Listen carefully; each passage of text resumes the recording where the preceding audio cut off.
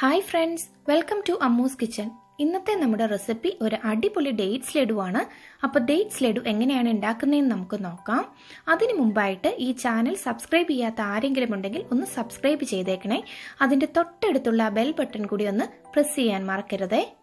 Dates laddu ഉണ്ടാക്കാനായിട്ട് ഞാനിവിടെ 2 table spoon walnuts, 2 table spoon almonds, 2 table spoon cashew nuts, അതോടൊപ്പം തന്നെ നമ്മുടെ മെയിൻ ഇൻഗ്രീഡിയൻ്റ് ആയ ഡേറ്റ്സ് 1 കപ്പ്.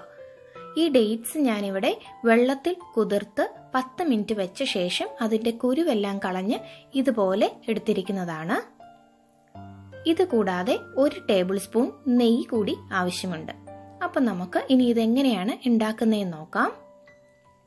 നമുക്കാദ്യം ഈ നട്ട്സ് എല്ലാം കൂടി മിക്സിയിലിട്ട് ജസ്റ്റ് ഒന്ന് പൊടിച്ചെടുക്കണം. അപ്പോൾ നമുക്ക് നട്ട്സ് എല്ലാം കൂടി മിക്സിയുടെ ജാറിലേക്ക് മാറ്റാം. ആൽമണ്ട്സ് ഇട്ട് കൊടുക്കാം, കാഷ്യൂ നട്ട്സ് ഇട്ട് കൊടുക്കാം, അതോടൊപ്പം തന്നെ വാൾനട്ട്സ് കൂടി ഇട്ട് കൊടുക്കാം. എന്നിട്ട് ഇത് നമുക്കൊന്ന് പൊടിച്ചെടുക്കാം. ഇത് പൊടിക്കുമ്പോൾ ഒരുപാട് ഫൈനായിട്ട് പൊടിക്കേണ്ട ആവശ്യമില്ല. ചെറിയ തരികൾ കിടക്കുന്ന രീതിയിൽ വേണം നിങ്ങൾ പൊടിച്ചെടുക്കാൻ. ഇത് കണ്ടോ, ഇതുപോലെ പൊടിച്ചെടുക്കണം. നമ്മൾ ഈ ലഡു ഉണ്ടാക്കി കഴിക്കുമ്പോഴത്തേനും അതിനകത്ത് ഈ നട്ട്സ് ഒക്കെ കടിക്കാൻ കിട്ടുമ്പോൾ വളരെ രുചിയാണ്. അതുകൊണ്ടാണ് ഇങ്ങനെ പൊടിച്ചെടുക്കാൻ പറയുന്നത്. ഇത് നമുക്ക് ഒരു പാത്രത്തിലേക്ക് മാറ്റി വെക്കാം. ഇനി നമുക്ക് കുതിർത്ത് വെച്ചിരുന്ന ഡേറ്റ്സ് മിക്സിയുടെ ജാറിലേക്ക് ഇട്ട് കൊടുത്ത് ഇതൊന്ന് അരച്ചെടുക്കാം. ഇത് അരയ്ക്കുമ്പോൾ നിങ്ങൾ വെള്ളമൊന്നും ചേർക്കണ്ട, ജസ്റ്റ് ഒന്ന് അരച്ചെടുത്താൽ മതി.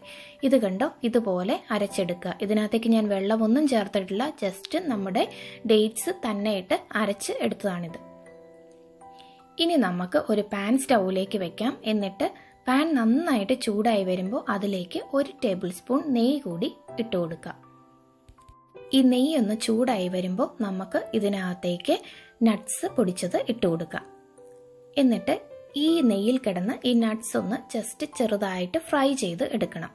ലോ ഫ്ലെയിമിലിട്ട് വേണം നമ്മളിത് ഫ്രൈ ചെയ്തെടുക്കാനായിട്ട്. ഇതിൻ്റെ പച്ച മണമൊക്കെ ഒന്ന് മാറണം. ആ നട്ട്സിൻ്റെ പച്ച ചൊകയും മണമൊക്കെ ഒന്ന് മാറാൻ വേണ്ടിയിട്ടാണ് നമ്മളിതിങ്ങനെ ചെയ്യുന്നത്. ഇനി നമുക്ക് ഇതിലോട്ട് നമ്മൾ അരച്ചു വെച്ചിരുന്ന നമ്മുടെ ഡേറ്റ്സ് ഇട്ട് കൊടുക്കാം.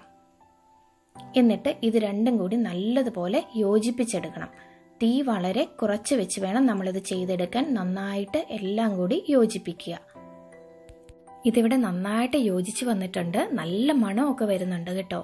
ഇനി നമുക്ക് ഇതിൻ്റെ ചൂടാറിയ ശേഷം ഇത് ഓരോ ഉരുളകളാക്കി ഉരുട്ടിയെടുക്കാം.